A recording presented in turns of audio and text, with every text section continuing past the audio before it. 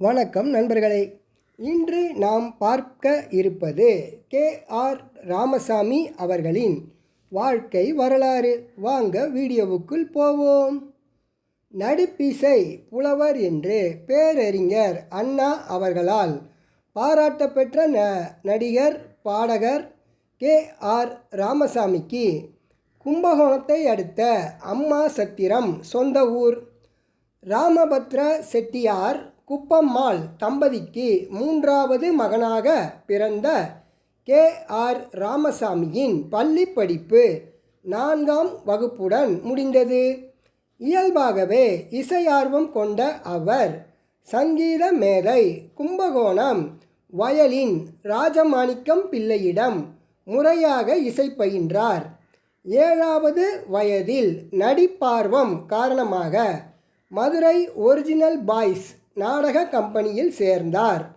அவரை அங்கு சேர்த்துவிட்டவர் பிரபல நகைச்சுவை நடிகரும் பலருக்கு ஆசானாக விளங்கியவருமான காளி என். ரத்தினம் அவர்கள். ஆனால் அங்கு சின்ன சின்ன வேடங்களே வந்தன. திருப்தி இல்லை. இவ்வாறாக 6 ஆண்டுகள் ஓடின. 13வது வயதில் டி.கே.எஸ். நாடக குழுவில் சேர்ந்தார். அங்கு அவருக்கு நல்ல வேடங்கள் தரப்பட்டன. டி.கே.எஸ்ஸின் புகழ்பெற்ற நாடகங்களில் ஒன்றான சிவலீலாவில் ராமசாமிக்கு ஹேமநாதர் வேடம் வழங்கப்பட்டது. பாண்டிய மன்னனின் அவையில் கச்சேரி செய்யும் வேடம். பின்னர் சில ஆண்டுகளுக்கு பிறகு திருவிளையாடல் படத்தில் டி.எஸ். பாலையா நடித்த வேடம். டி.கே.எஸ். நாடக மன்றத்தில் நடித்து கொண்டிருந்த போது ஒரு நாள் கே.ஆர். ராமசாமியின் தந்தை சொந்த ஊரான அம்மாசத்திரத்தில் காலமாகிவிட்டதாக செய்தி வந்தது. நாடகம் அப்போது கும்பகோணத்தில் நடந்து கொண்டிருந்தது. செய்தி கேட்டு டி.கே.எஸ். சகோதரர்கள் உட்பட அனைவரும் அம்மாசத்திரம் சென்று இறுதிச் சடங்கில் கலந்து கொண்டனர். அன்றிரவு இராமாயண நாடகம். கே.ஆர்.ஆருக்கு அனுமார் வேடம் மிகச் சிறப்பாக செய்வார்.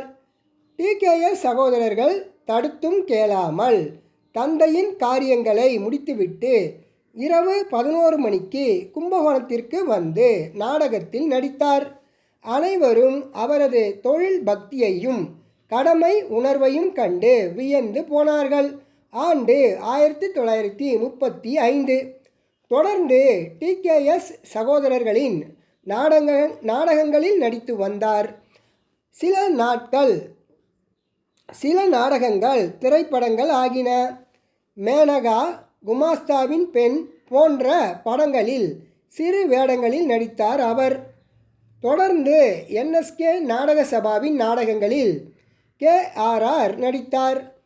கிருஷ்ணலீலா நாடகத்தில் கே.ஆர். ராமசாமி கிருஷ்ணனாகவும் நடிகை கல்யாணி ருக்மணியாகவும் நடித்தனர்.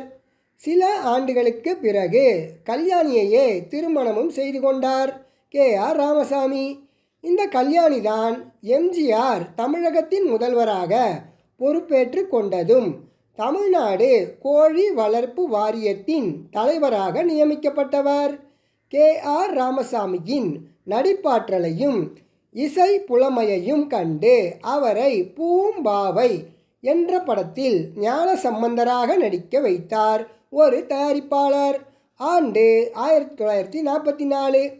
அதை இயக்கியவர்கள் கிருஷ்ணன், பஞ்சு. இந்த சூழ்நிலையில் லட்சுமிகாந்தன் கொலை வழக்கில் சிக்கிய என்.எஸ். கிருஷ்ணன், பாகவதர் இருவருக்கும் சிறை தண்டனை விதிக்கப்பட்டதால் என்.எஸ்.கே.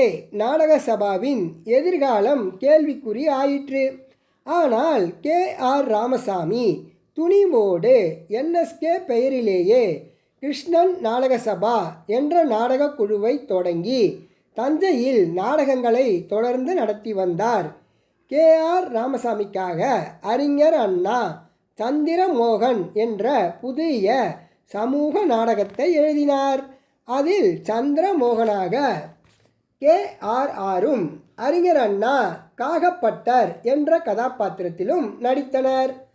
சிவாஜி கண்ட இந்து சாம்ராஜ்யம் என்ற நாடகத்தில் சிவாஜி வேடத்தில் வி.சி. கணேசன் நடித்தார்.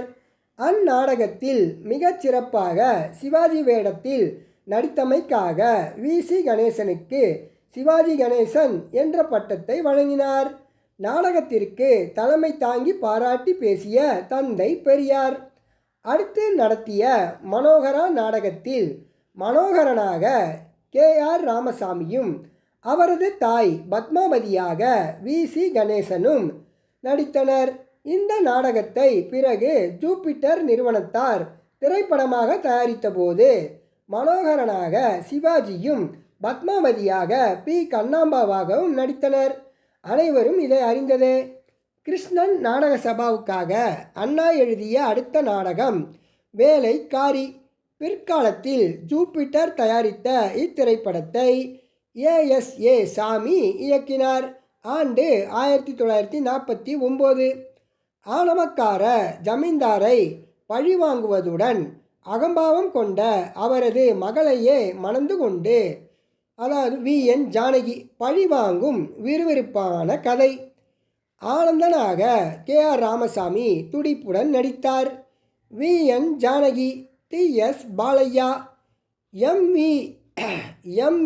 ராஜம்மா ஆகியோரும் நடித்தனர். வேலைக்காரியில் அம்மன் சிலைக்கு முன்பு சோகத்துடனும் ஏக்கத்துடனும் கே.ஆர்.ஆர். பாடும் இன்னமும் பாராமுகம் ஏனம்மா என்ற பாட்டு பிரபலமாகியது. இசை சி.ஆர். சுப்பிரமணி. வேலைக்காரி மகத்தான வெற்றியை பெற்று வரலாறு படைத்தது. கே.ஆர். ராமசாமி தொடர்ந்து நடித்த படங்கள் கங்கணம், தெய்வநீதி, பில்ஹானன், கிருஷ்ண பக்தி ஆகியவைகள் ஆகும். 1950 ஜூபிட்டர் தயாரித்த விஜயகுமாரி சரியாக போகவில்லை. ஏவிஎம் தயாரித்த அண்ணாவின் ஓர் இரவு படத்தில் கே.ஆர். ராமசாமி, டி.எஸ். பாலையா, லலிதா, ஏ.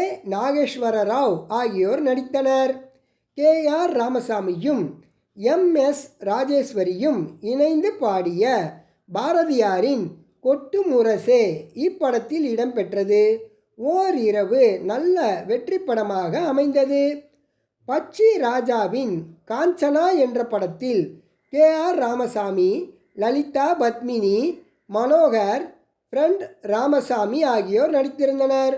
ஜூபிட்டர் தயாரித்த மனோகராவில் முதலில் மனோகரனாக கே.ஆர். ராமசாமி தான் நடிப்பதாக இருந்தது. ஆனால் அண்ணாவின் சொர்க்கவாசலில் அவர் நடித்து வந்ததால் அவருக்கு பதிலாக சிவாஜி கணேசன் நடித்தார். சிவாஜி நடித்த மனோகரா மிகப்பெரிய வெற்றியை கண்டது.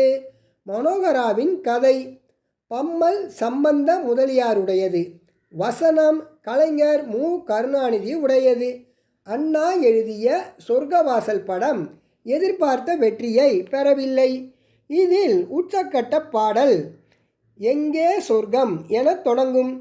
இதில் இடம்பெற்ற ஆதிக்கம் எது, நாத்திகம் எது, ஆத்திகம் எது, நாத்திகம் எது, அறிந்து கொள்வீரே, நன்றாய் புரிந்து கொள்வீரே என்று பாடலின் வரிகளை சென்சார் ஆட்சேபிக்க, அவ்வரிகள் ஆகும் நெறி எது, ஆகா நெறி எது, அறிந்து கொள்வீரே என்று மாற்றியமைக்கப்பட்டது. பாடல் உடுமலை நாராயணகவி. பாடியவர் கே.ஆர்.ஆர். இசை விஸ்வநாதன் ராமமூர்த்தி. நரசு ஸ்டூடியோவில் தயாரித்த துளி விஷம் படத்தில் கே.ஆர்.ஆர். Hero, Sivaji villain. தொடர்ந்து மாடர்ன் தியேட்டர்ஸின் சுகம் எங்கே, கே.ஆர்.ஆர். சாவித்ரி, கே.ஆர். ராமசாமி, ஜெமினி கணேசன் இணைந்து நடித்த நீதிபதி ஆகிய திரைப்படங்கள் வெளிவந்தன. ஏவிஎம்மின் செல்லப்பிள்ளை எஸ். பாலச்சந்தரின்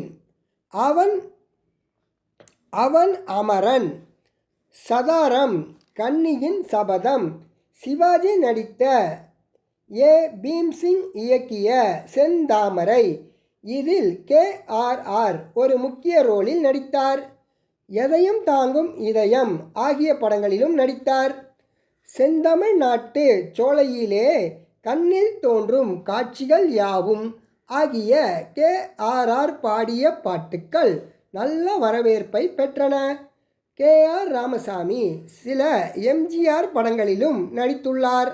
அவை நாடோடி, அரச கட்டளை, நம் நாடு ஆகியவைகள் ஆகும். KR ராமசாமி திமுக ஆட்சி தமிழகத்தில் மலரும் முன்பே தமிழக மேல்சபை உறுப்பினரானது வரலாற்று செய்தியாகும். நடிப்பிசை புலவர் KR ராமசாமி அவர்கள் 1971ஆம் ஆண்டில் காலமானார். இந்த வீடியோ உங்களுக்கு பிடிச்சிருந்தா லைக் பண்ணுங்கள், ஷேர் பண்ணுங்கள், கமெண்ட் பண்ணுங்கள், மறக்காமல் சப்ஸ்கிரைப் பண்ணுங்கள் நண்பர்களே. அடுத்த வீடியோவில் சந்திப்போம். நன்றி.